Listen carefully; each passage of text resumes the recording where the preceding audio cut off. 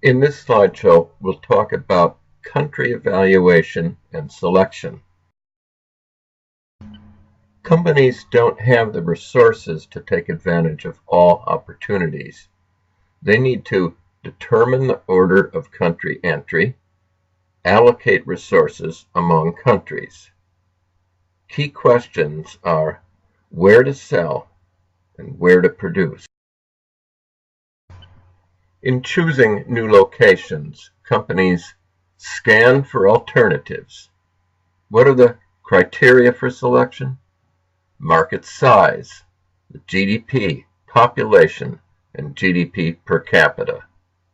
Ease of operations, nearby location, same language, similar market conditions, infrastructure, absence of trade restrictions.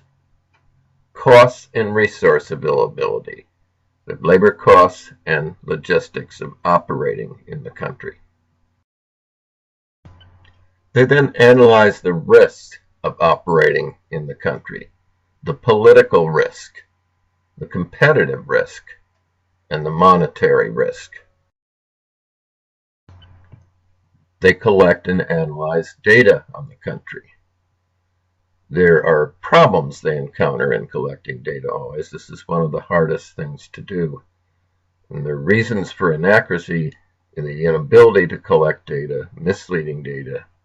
There are comparability problems, differences in definitions and base years, distortions in currency conversions, and external sources of information, meaning they're not coming from the country, but they're market studies by consultants, government reports, for example, the U.S. Department of Commerce and the CIA, international organizations like the IMF and the World Bank, and trade associations.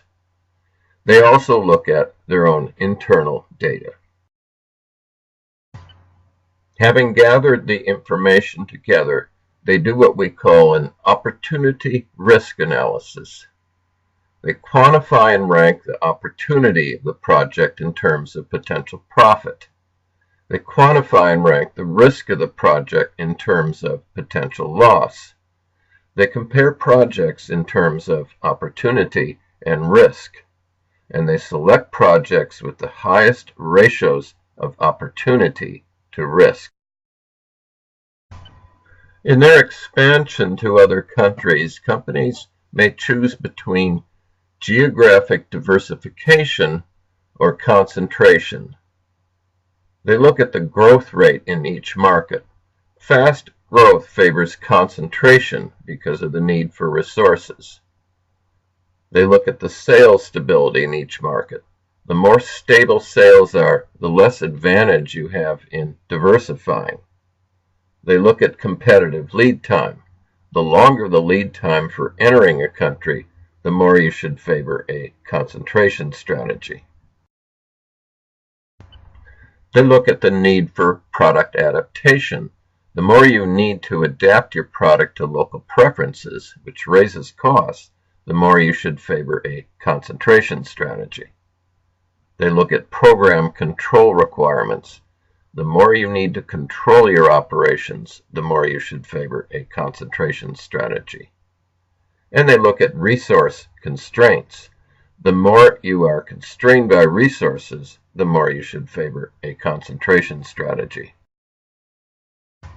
Now take the quiz on this slideshow by clicking on the Quiz on Slideshow icon, which is right below the icon you clicked on to view this slideshow.